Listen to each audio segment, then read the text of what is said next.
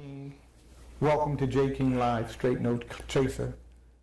Tonight and every Monday night from 8 to 9 p.m., I'm going to be discussing hard to have, uncomfortable conversations that you probably don't hear every day, at least not out in the open. Tonight, I'm going to be sitting with Cliff West. He's an author, educator, an athlete, but most importantly, he's a friend of mine. And we are going to talk about reparations versus debt owed. And we're going to do it right now, live, straight, with no chaser. Straight, no chaser.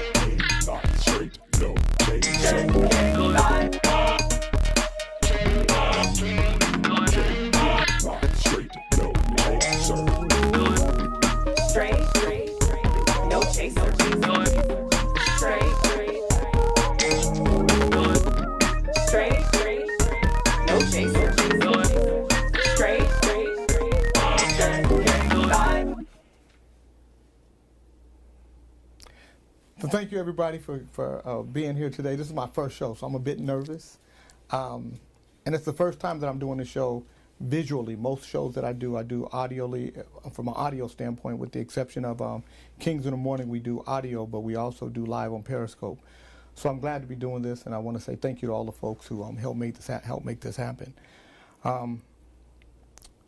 The talk of reparations has been happening in the country lately, possibly spurred on because of the murder of George Floyd. But if you've been listening to the news and watching the presidential elections, you've heard a number of presidential candidates speak of reparations, but not one with any depth or any real information of what reparations would look like. Well, I'm going to talk about it today with a good friend of mine, like an older brother to me. I call him Brother Cliff, but I'm going to let you call him Cliff West. Cliff, how are you doing today, How sir? you doing there, my brother? I'm glad, we're social distancing, Yes, right? we are. Yes, we So are. we're following the rules and the protocol. Exactly. We didn't get to shake hands, but we did get to bump elbows. Exactly. And I'm glad to have you as my first guest, my first show. But I wanted you because I wanted a very meaty conversation about reparations versus debt. Now, the reason why I said reparations versus debt is because some people call it reparations. Mm-hmm. I call it debt owed Mm-hmm. for crimes committed against Americans of African descent. Now, I base my premise post-slavery. Mm-hmm. A lot of folk, when they talk about reparations, they include slavery in it, but I think there's so much pushback from it because most white folk would say, I didn't do that, I didn't participate in that. And really, when you look at the history on it, about 25 to 28% of white Americans owned slaves. Mm-hmm. And the majority didn't. Mm-hmm. And the majority of the slaves were on in the South, Mm-hmm. and not on the East Coast, not in the North, but Well, after concentrated in the South. 1807. Okay, yeah. Mm-hmm. So here we are now in 2020. For the first time in my lifetime, I believe that reparations or the debt is at a place where they could possibly be paid out. Mm-hmm. But I haven't heard one real premise, real plan that would tell me that that the debt that's owed should be paid, and how and why. Jay, first of all, I'd just like to say, man, what an honor it is to be here with you. We go back, way back to 19-something. 86. 86, exactly. 86. And the fact that I've been in your presence, you've been in mine, we've been friends that long, and to watch us both grow. Yes, sir. I like to say just, and thank you really for being a love warrior that you are, not only in our community, but in the whole human community. Yes, and I think that makes a difference because, to sit here with you. I look forward to it because we are both lovers of humanity. Yes. This is not a us versus they, white versus black subject, the way I look at it. I agree. Okay? I look at it from the standpoint of, and I've wrestled with this for like 40 years. Over 40 years ago, I sat in a think tank in Columbia with the late Manny Marble, my brother, and 20 other doctors. I was the only non-doctor. Now, when you say your brother, I just want people to know who your brother is. Dr. Cornell West, my little brother. No, I got a lot of little brothers, but he's my only little blood brother, okay? Right. And I've been wrestling with it in one way, shape, or form since then. I won't go through all the amalgamations of where I went through and the convolutions, but I come to the point, and you've helped me, by the way. Let me just tell you that. You have helped me. I've come to the point where, for me, three things have to meet the test for reparations to be a reality for me. The one question is it moral? Is it the right thing to do? Is it the integrous thing to do? Mm-hmm. Second of all, is it political? Is it feasible? Mm-hmm. Not political in the Machiavellian way, in which but is it feasible to do? And the third is it spiritual? As you know, I'm a Jesus-loving, free black man. Yes, sir. Okay, so Jesus first kind of thing. Okay. So is it the compassionate thing to do for those three things? And I realize the fact that there's a continuum from slavery into after slavery. I agree with you. There is no way that one can quantify unfreedom. Right. Not alone for what? So many generations over 400 years. Right. So there's no way you can no way quantify the cost of unfreedom than you can the value of freedom. Right. That's right. So reparations to me is like, it is a debt paid. When I look at it from the black standpoint, from the standpoint of African Americans, white people cannot repair us, only we can repair ourselves. Absolutely. But there's a debt owed. That has to be paid. That morally must be paid. If America is going to be great for one. Well, that's where I'm going. That morally should be paid, that spiritually should be paid, but that feasibly can be paid. And the reason why I say that is because it's a debt owed to black folks, but a reparations to white folk. It's a reparations to America if America is to be true to the promise who America said they are from its inception. And when you start talking about reparations, that's the repairing of.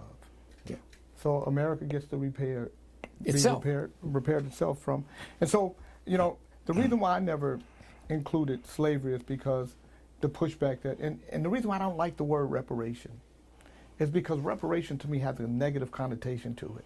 And it's like collecting a debt or a debt collector calling you, right?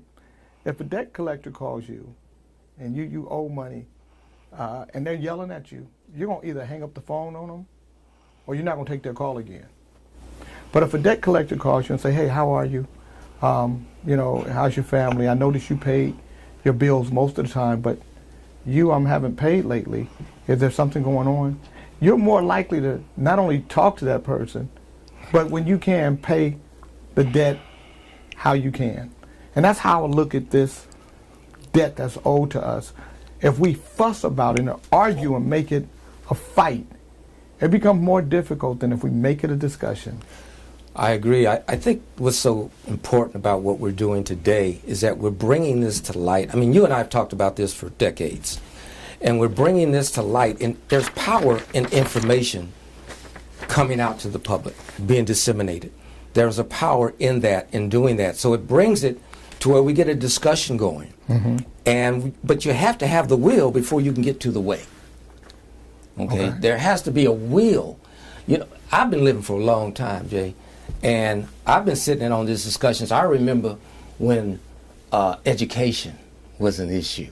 See, I started school in Topeka, Kansas, the year that Brown versus the Board of Education became effective. Wow. See, it was passed in 54. I started in 55. And I remember sitting down, not me sitting down, but people sitting down and saying, this is revolutionary. This is just like a lot of people are looking at reparations today. Same thing with housing, with the Rumford Act in the 60s. I remember sitting down and said, this is beyond the pale. It's too soon. Right. Can't do it. Not feasible. Not even moral. And I remember sitting down and talking about the busing as the other thing.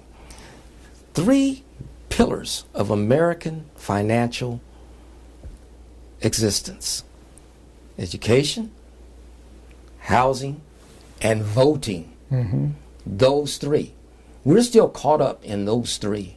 See, for me, America is still suffering from its original pathology, and that is a kleptocracy, a democracy based upon a kleptocracy. And so what you got to tell me what that means. That sounds Okay, well, what's a kleptocracy? A kleptocracy is something that you stole in order to have something. Okay. And I'm borrowing from Tanisha Coates on that. But a kleptocracy is a plundering of something. Okay. And in our case, it's no question. It's a plundering of the resources of a people, a plundering of everything of a people except their souls, because they couldn't have a soul, couldn't give them a soul. Right. But they plundered everything else. It's not a punishment, but go on. No, I was going to say, because when you say plundering, the first thing that comes to mind to me is Ocoee, Florida. Ocoee, Florida, because 1921 in Ocoee, Florida, the richest men in Ocoee are 2 black men, Julius Perry and Mosey Norman. And there's 1,000 people that live in Ocoee, Florida. 500 of them are black, 500 of them are white. But the 2 richest men in the county are black. The 2 biggest landowners are black. And if a white man wants some blacks to work for him, they got to go to those 2 men. And all they want to do is vote. But when they go to vote in 1921, when we can vote again, because we can't go from 1907 to 1921, we can't vote. We can vote again in 1921. And the plundering of that community happened because those 2 men wanted to vote, and they wanted their community to vote. And when they went to go vote, they said, "You niggers, get out of here. You niggas can't vote." And not only did they stop them from voting, they eventually murdered them and ran all of the blacks out of town that day, took all of their land, all of their money, all of their resources. That was in 1921. Do you know when blacks moved back to Ocoee, Florida? Well, see, and that 1981. Oh, 60 years. So when you say plundering, this is why the debt has to be paid, because of the crimes that were committed against the community for simply being a community. So we talk about Ocoee, Florida. We can talk about Elaine, Arkansas. We can talk about Rosewood, Mississippi. We talk about Tulsa, Oklahoma. Yeah, exactly. You know, so that's how I came up with this plan. So I want to talk about it as a 15-point plan that I think would pay back this debt, make America great for once, and also take the monkey off the back of the African American community. And so this is where we're going to have to even reshape what our leadership looks like. Yeah. Because our leadership in a lot of ways has failed us. And that's a whole nother story and a whole nother conversation. But I want to go through my 15-point plan. Now, let me just say this.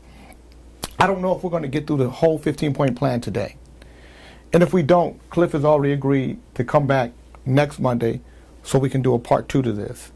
But I believe that in order for us to move forward as a country, America has to pay its debt, should want to pay its debt. And I think this is a debt payment plan that I think, people will say, well, how do you put a price on it? Yeah. Well, you can't put a price on it, so you do the best you can. Exactly. So here's my plan. And I borrowed this first thing from Bob Johnson. Every African-American man, woman, and child will get $350,000. Tax-free. You don't pay taxes on it. But if you have more than $5 million in wealth, you don't get the $350,000 because you don't really need it. But you will get back taxes. That debt will be erased old school debts will be erased, and debt that is 18 months or older will be erased for everybody. Tax debt. Tax debt, Right. and old debt. Any old debt that's 18 months or older goes away. So why would I do that? Why would we? Because the $350,000 just isn't enough money for the crime that was committed, for all of the things that took place. It's not a payback, yeah. But it's a strong enough number that it gives people a chance to get their lives in order, especially when you start looking at families, mothers and fathers with children. And, you know, we're going to get into that a little bit. So, and then when you start talking about tax-free, Right. the money becomes the actual $350,000 Yeah. times a husband and wife. That's $700,000. 2 kids, you're looking at $1.4 million. That's quite a large sum of money. When we start talking about $5 million of wealth, if you have $5 million of wealth or more, you're doing pretty good. And so what you're looking for is the relief as it relates to taxes Right. and old debts that you can just wipe off your books. So you would get to erase any back tax debt. You know, a lot of entertainers got a lot of back tax debt. A lot of athletes got a lot of back tax debts. No tax payments for 5 years. So every African American person with less than $5 million of wealth would have no taxes for 5 years. If you have over $5 million worth of wealth, no taxes for 2 years.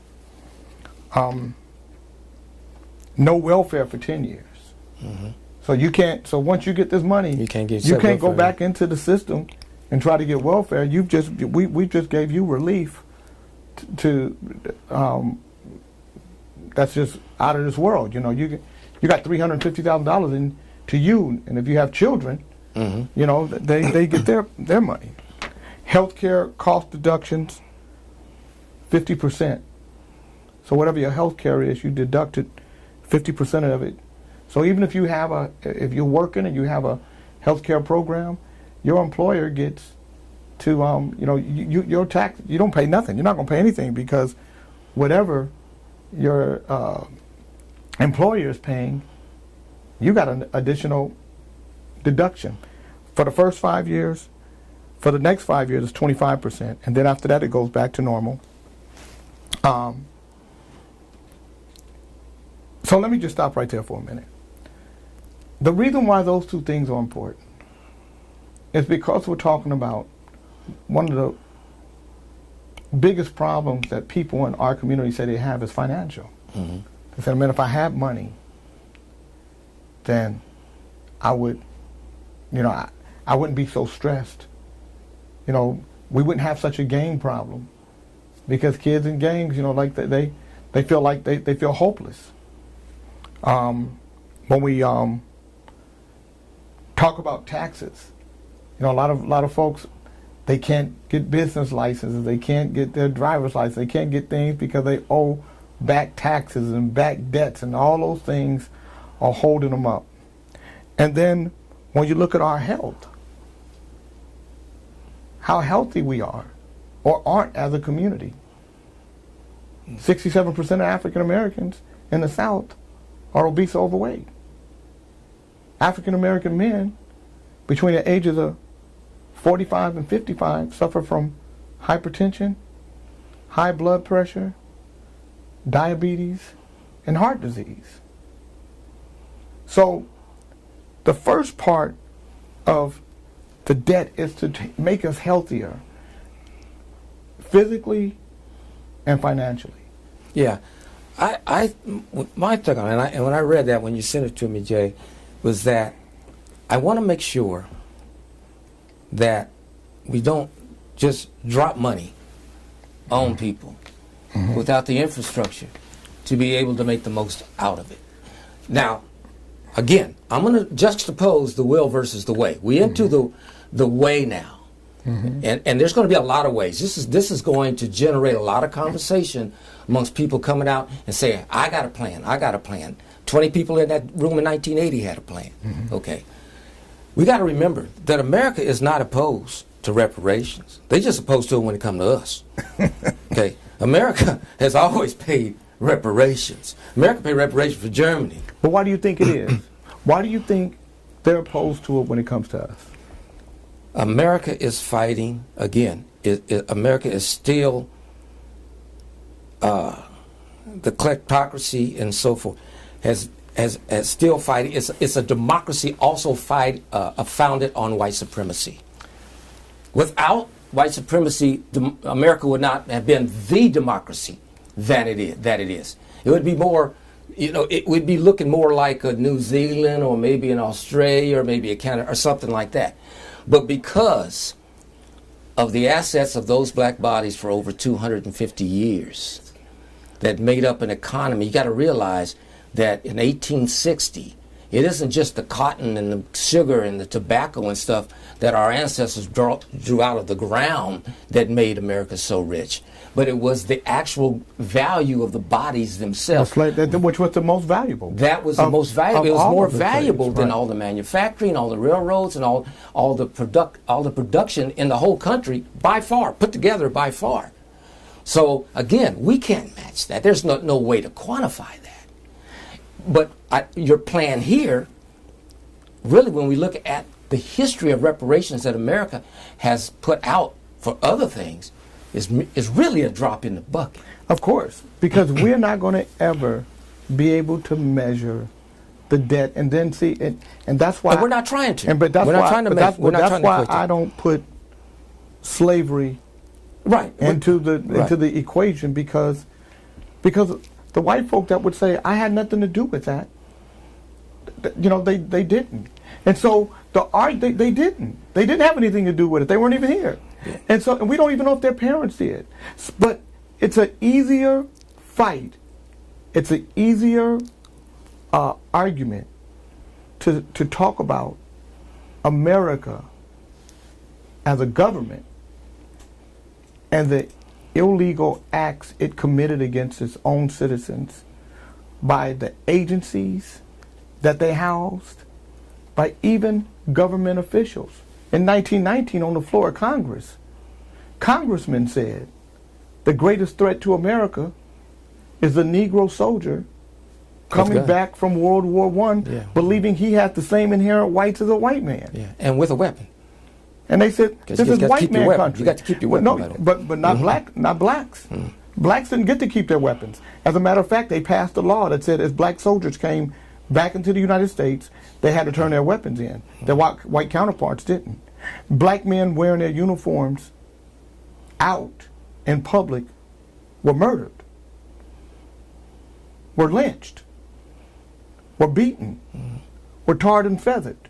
So when you start talking about the debt that's owed, it's easier to make the argument that the debt should be paid because of the crimes that were committed against Americans of African descent for merely being Americans of African descent. And as we go through this, the way I'm looking at this, it has to be comprehensive enough to have an impact on the black lifestyle. Which, by the way, Jay, is for America's benefit.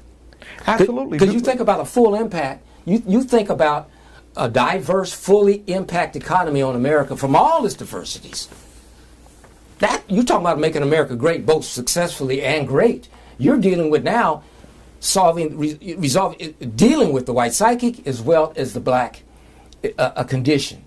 Just like Martin Luther King said back in the day, when you talk about race, the black man's burden is the white man's shame. So you're dealing with both of those, but it has to be comprehensive enough to meet both those things. So we're talking about making all America whole again. But I think not again, but whole for the first time. For the first time. But I think that's why I think the $350,000.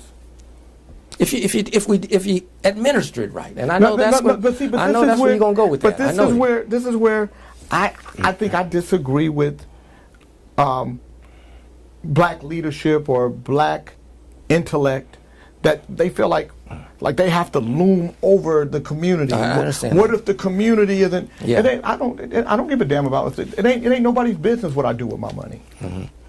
So it's not my job to daddy over the community, but it is our job. That's not our job. It's our job. No, you're right. To make available resources that will help the community. But you care about it enough to have .11. Well, see, that's the thing. You do care. You do care about it as much as I do. well, to have because .11. we haven't got the point Because 11. you got a trust fund. I got a trust fund for. I got a trust fund for the 12 and over. Yeah. So that their mother and father can have the money to raise them for the next years. But they're going to be going into adulthood. Right. They should walk into adulthood with the same type of financial freedoms that we just paid their parents. Because I don't care what anybody says. $350,000 in somebody's hand at one time is a lot of money. Tax-free dollars. And to have a husband and wife or a family with children, you're talking about millions of dollars. And so so I don't believe that black folk are so ignorant and so dumb and so wild and so crazy that they just gonna go out and buy up everything like a lot of people do. Will they spend some money? Absolutely. Will they get a sense of relief and maybe go on a vacation or something that they always wanted to go, or buy a car? Absolutely. But why shouldn't they? Mm-hmm. But what we should do is we should say, and we should have resource centers available for people to understand that this money can change your life for forever and for the better.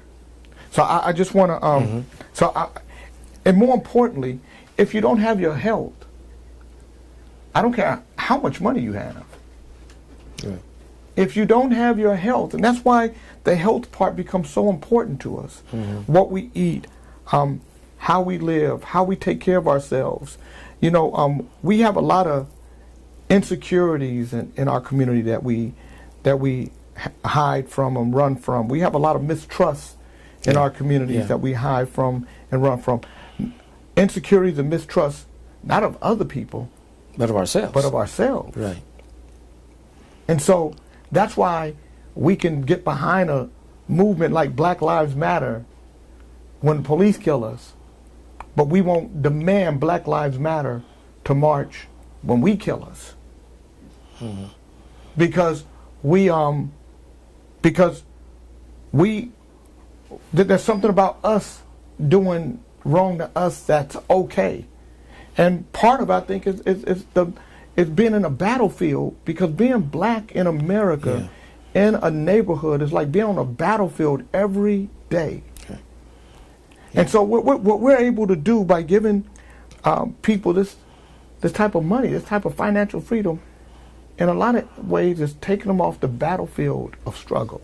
Yeah, and the thing is, 350 is a lot of money, but it's not. It's a lot of money, but it's not a whole lot of Listen, because again, if you start trying to quantify it against the crime itself, you're not going to ever get to $1. I'm not getting there. So, but see, you got to look at it.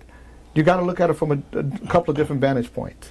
It's not just the money; it's the fact that you're not paying taxes, not for 1 year or 2 years, but you're not paying taxes for 5 years. Yeah. It's the fact that you got your debt. You're getting debt wiped away. You know. Any debt older than 18 months is now gone. Yeah. You get a chance to get your footing back, or get your footing for the first time in your life, or to know what it feels like to be financially free for the first time in your life. Well, and so I don't look at black folk that have been successful or know a certain amount of success. I'm talking about your regular, everyday African American man, woman, child, and just the kind of freedom that we would bring to them if this could happen. But I think when we start trying to control their money, trying to control how they receive it, trying to control who gets to administer it, That's where I don't want to go on record as saying we're controlling people's money, but I'm saying that I think that programs like you have, for instance, really come into play when this kind of influx comes into the community. You're talking about the financial literacy thing that we do. Exactly, the financial literacy and so forth. I think this really comes into play.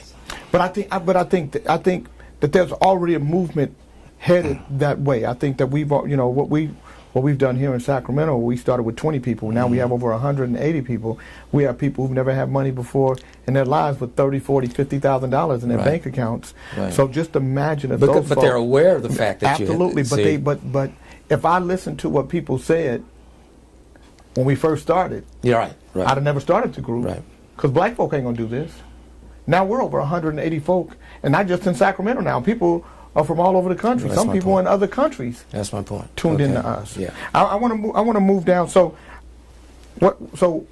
I think when you do a plan, it has to be all encompassing. Mm-hmm. It's not just about money. We've been hung up on the money and the taxes, but it's also housing. Yes. So that's one of my pillars. Yeah. In my plan, there's a 25% down payment grant, not to exceed the median sales price in the area of purchase.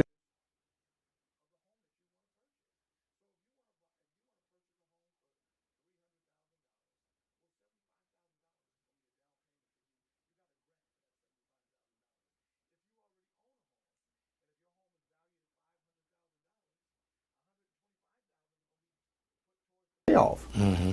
So let me ask you a question on this, though, because I'm really intrigued by what you were saying on this.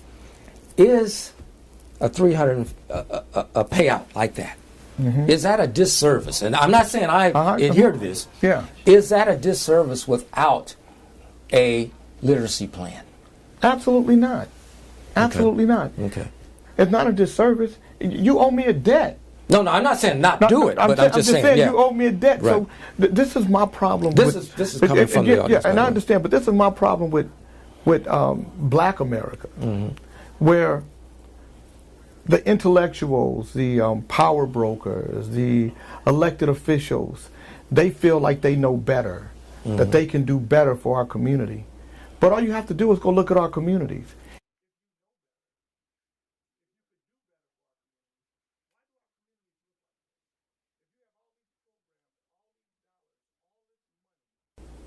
That you've put in place for our community. Why is our community why are we worse off in 2020 than we were in 1970? Mm-hmm.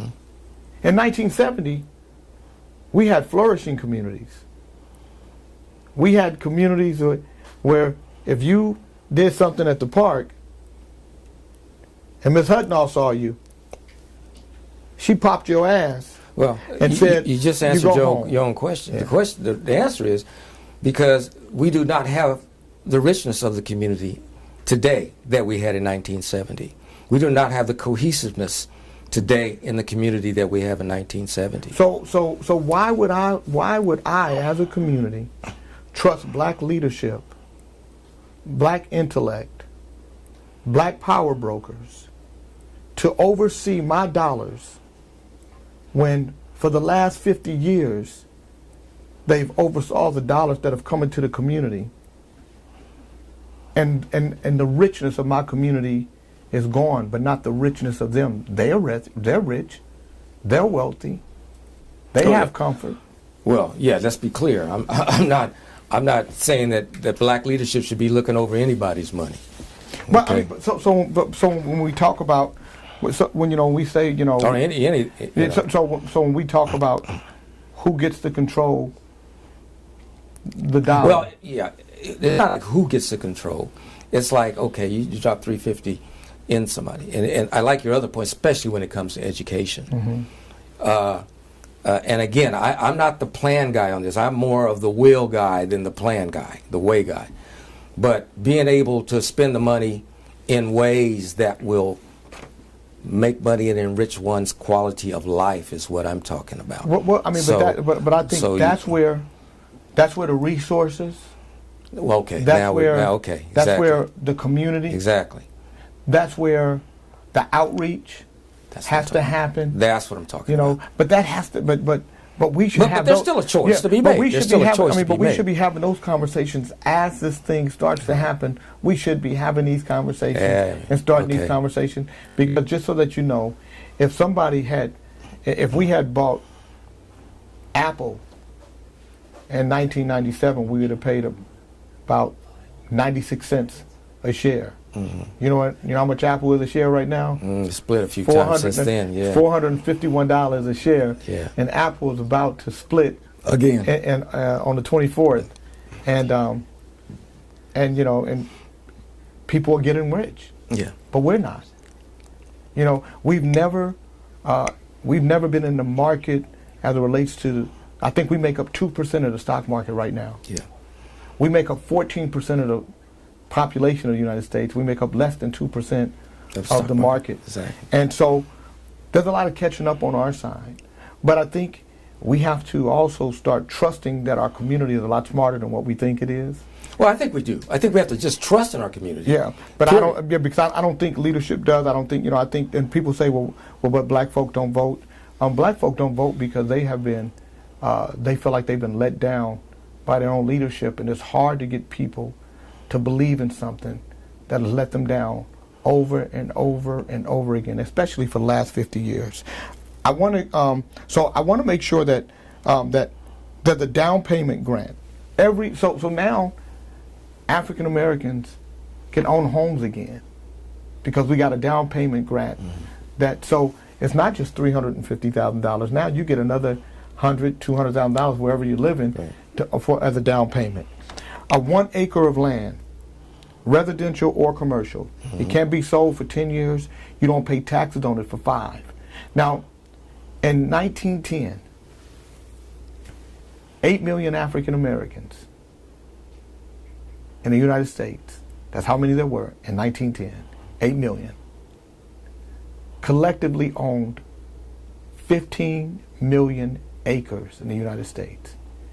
Do you know how many 43.5 million African Americans, how many acres they collectively own today in the United States? 1.2 million. Now, property was stolen from us from the Bureau of Land Management. That was an agency put in place to protect us. They stole more land from African Americans than anybody. But when you start looking at, from a historical standpoint, what took place, well, we couldn't have contracts. People gave us land. We bought land from our former slave masters. Well, there's no protection. And then, that former slave master lived up to he lived up to his word. He sold you the property, gave you the property. But when his son or grandson or daughter or granddaughter took over, and they said, well, you don't own this property. My pa gave this to you and let you live on it. And they say, yes, I paid your pa, but where's your contract? Where's your deed? Well, they knew that we didn't have them. So we have to give a piece of land back to Americans of African descent for the property that was stolen from us.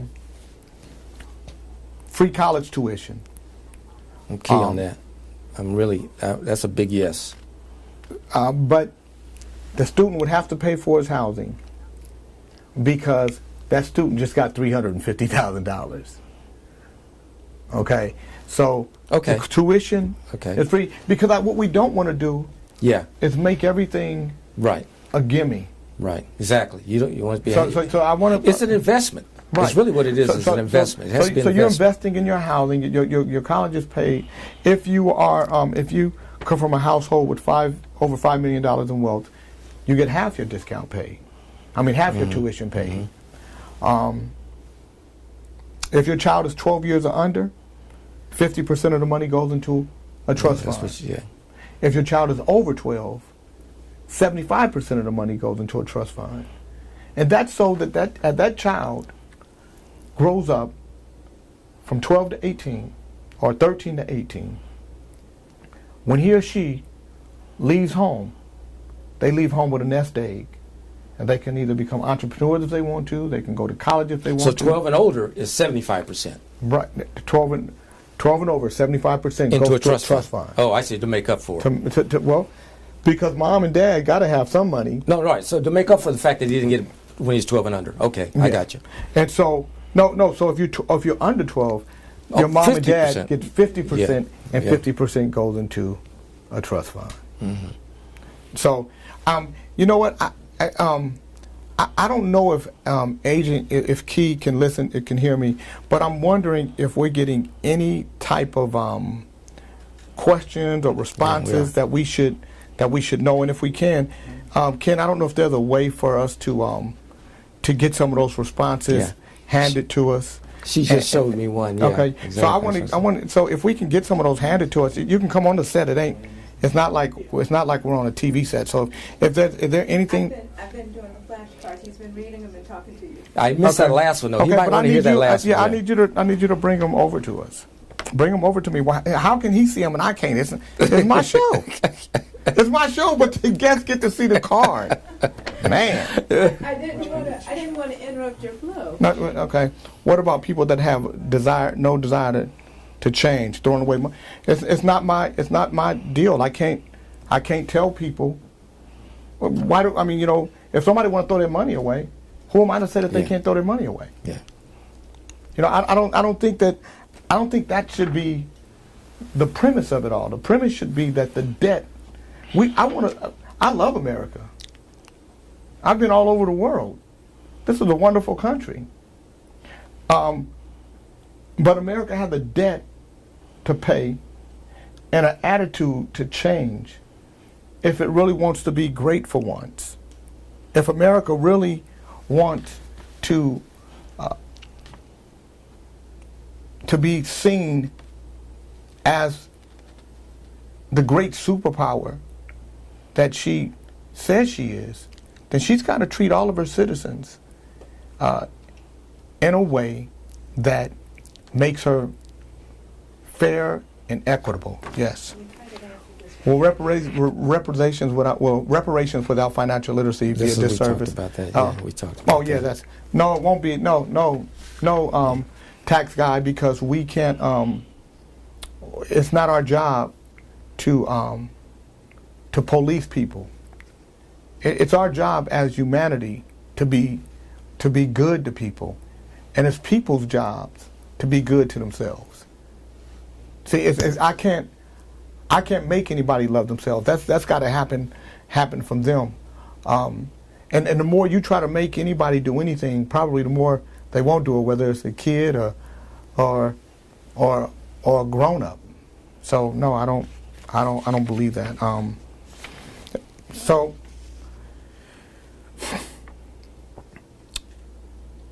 this is for American descendants of slaves only. Mm-hmm. So you can't come from another country. And when you say American, you say United States. Absolutely, okay. American, African descendants of slaves in the United States. In the United States, yeah. Yes. Mr. West, in which key ways does infrastructure play a role? Infrastructure plays a big role because a historically despised and hated people and so forth are more apt to be self-destructive than others. And that's really where I was coming from on this.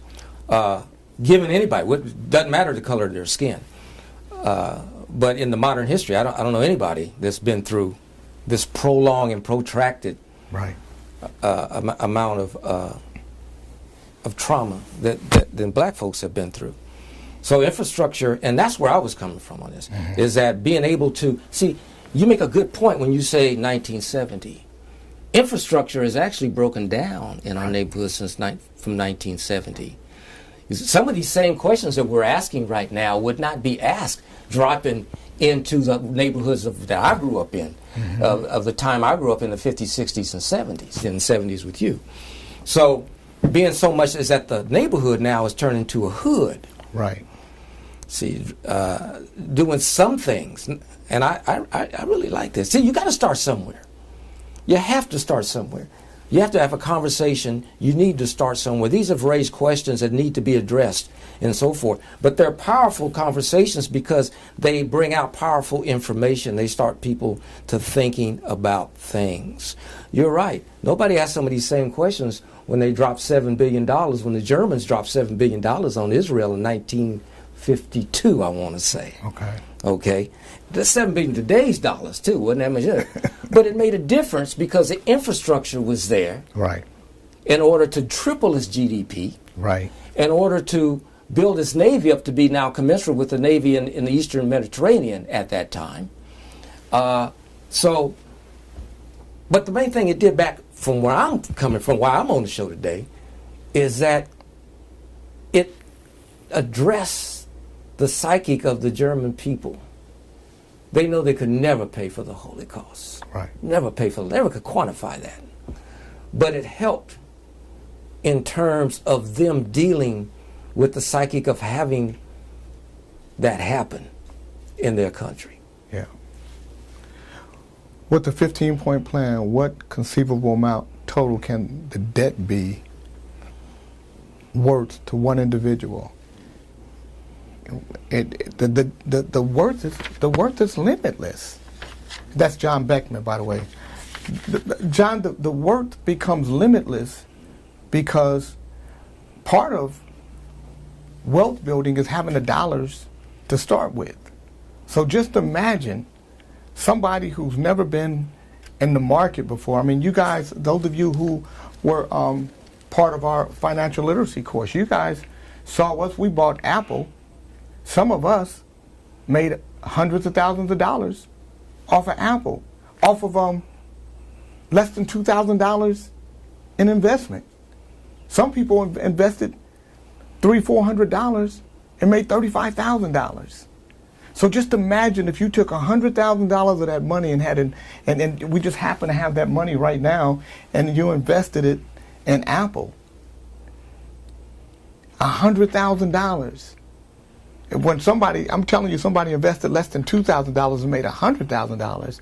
Just imagine if somebody had invested $100,000 in those same option contracts. We're talking about options, not stocks. So the money becomes limitless. What it can do for somebody, it becomes limitless and life changing. And what it does to this country, what it does for this country is immeasurable, because it would raise our GDP through the roof, because we are the number one consumer in this country, Americans of African descent. So, you know, I know that we have to, so I want to get through. So if you have a biracial child and one of the parents is American descendant of a slave and has identified as black since his or her birth, that child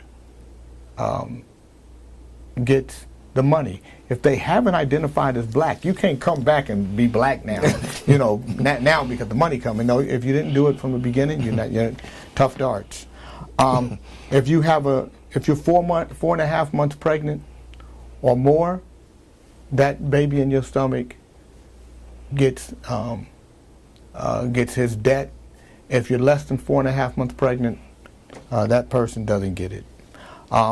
If you're an African American business owner, and you can get a 1% loan up to $1 million, 50 years to pay it off. If you stay in business for 20 years or more, it's a forgivable loan.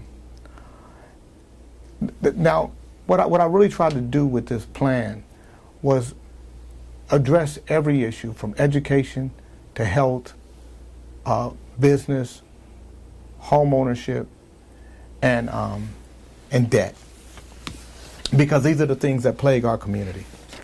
And I'm not saying that my plan is the right plan or this is the best plan. This is the plan that I came up with. And what I'm hoping is that it will encourage you and inspire you to say, you know what, I'm going to take some of Jay's ideas, and I'm going to make my own plan. And I think the more we talk about this conversation, the louder we have this conversation, and I'm really talking to regular Americans, and it don't have to be just black folk. You know, it could be anybody that understands why the debt must be paid, that that we come together and figure out a way to make sure that this debt gets paid. How, when will you present this to the Fed? I can't read what you said. How and when? How and when will you present this to the Feds? That's Josephine Pearson out in Atlanta. I don't know. I'm presenting it to you. I'm presenting it to the community. I'm presenting it to anybody that will listen and that want to help. I think, you know, that's the beauty of this. It's not me, it's us. How are we? And when are we going to present it to the Feds? When are we going to put a plan forth, not just words, because we heard presidential candidates talk about reparations, but not once did we hear a plan. Not once did they talk about anything in depth. Well, I think, yeah, this is in response to whenever we get to the table, whatever the issue is what do you want? And this is, you've come up with, okay, this is what I want. Right. This is not we, but this is what I want. Now right. let's take it from here and go from there. You know, and I think that's what the relevance of it is that we're going from somewhere. We have to start somewhere. And for me, it's that, well, do we have the will to do it? Would there be an advantage to deposit in black banks? M. Ashford. I think that's Michael. Is that Michael Ashford in Maryland? I don't know if it would be an advantage. And another thing that I think, you know, in getting this money, we would also have to work on really the integration of us into America, where we're not just black Americans, but we're Americans who happen to be black. We got to get ourselves off the island. So I don't, you know, well, so it's okay. You know, my answer to that question is I think it would be healthy. And I'll tell you why. The Bank of America used to be the Bank of Italy. Mm-hmm. And it was Italian money Mm-hmm. that made that money. And then America integrated that into themselves to make America what it is. But it started off, they didn't wait on the solvency to come from outside the Italian community. Right. So I think we do have a responsibility for that. You know what? I get what you're saying, but I also say, if we really, you know, if we're really going to make America great for once, right? Then I mean, we got to put some skin in the game as well. Oh, absolutely. When it comes to a coming together, it can't just be white folks and, you know. No, it can't be silos. It can't be silos. So I'm just saying that, of course, we should have, you know, but I don't think there's it would give it an advantage. I think it would give black banks that, because listen, I've banked at a black bank before. Mm-hmm. And I didn't have a good experience. Mm-hmm. And they weren't very nice. Well, I banked at the Bank of America before. I didn't have a good experience there. So I'm just saying, but the difference is this. So I didn't stop banking with them because they were a black bank. I stopped banking with them because they weren't a good bank. Yeah. You know, and I banked at Wachovia. It wasn't a nice bank. So I stopped banking there. Mm-hmm. Wells Fargo's been a good bank to me. Now, Wells Fargo's had some issues, but they've been a good bank to me, so I banked there. How do you get the young people to listen and make it work? We have to start, you know, first of all, we have to stop ignoring young people. Yeah. Number one. Number two, I think we have to start being tough on black leadership and telling them when to move out the way. Yeah, I think that's the key there. I think listen, young people got to be the leadership. John leadership Lewis positions. was a great man. We can't deny that.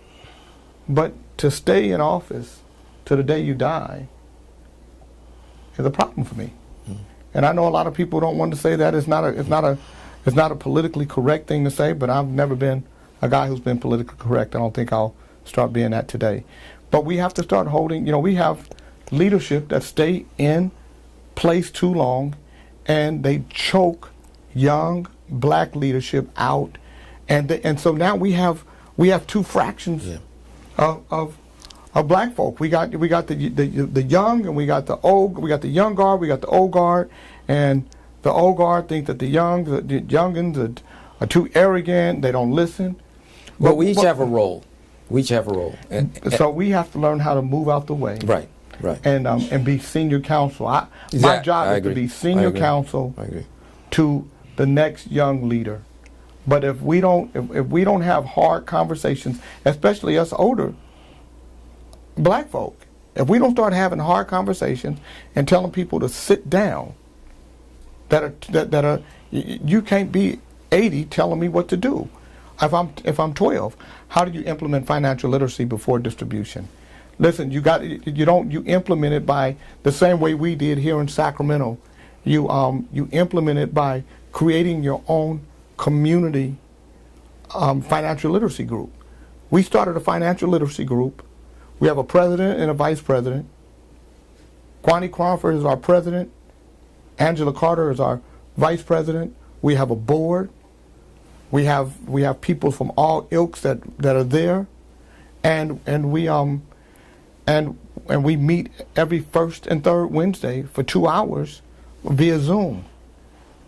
And our group is growing, and I think it's up to the communities. It's up to community leaders, not people who call themselves community leaders, but the people who are boots on the ground doing real work in the community. You're a leader. If you have a voice in the community and people in the community listen to you, you are a leader. And you have to be the change agent that makes financial literacy important in your community. We only have 2 minutes. Kenny is pointing 2 at me, and so that means that, if you wrap it up. And, so he said, I'm going to do this to you, and I'm going to do this to you, and I'm going to do this to you. So he got all these signs. This is our first show.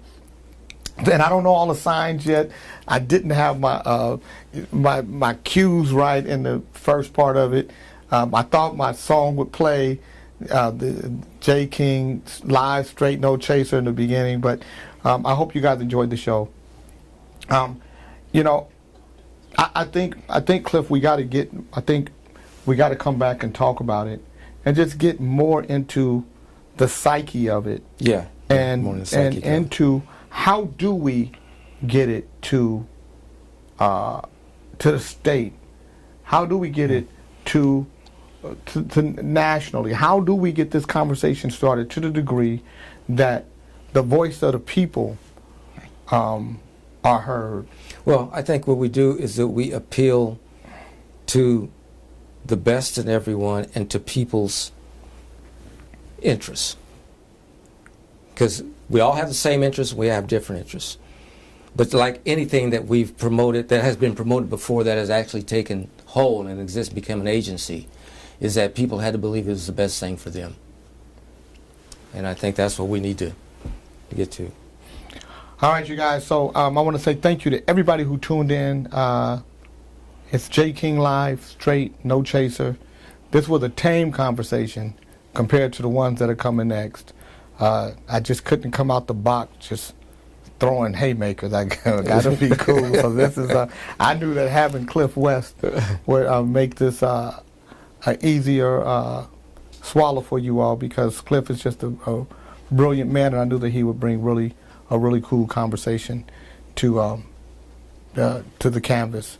So I want to say thank you to everybody. Do we have something else? Does Agent Key, does she have something else she's showing us? All right, so right here, I guess I would say good night, and tune in next week, next Monday. Cliff West will be my guest again. We're going to go to the second half of reparations versus debt. We're going to get into a little bit of the history of what happened, because I think it's a lot of people that need to know some of the historic things that have happened in this country that made this debt pile up the way it has and made it applicable to be paid. Exactly. My name is J. King. Good night. I'll see you next week on J. King Live. Straight, no chaser.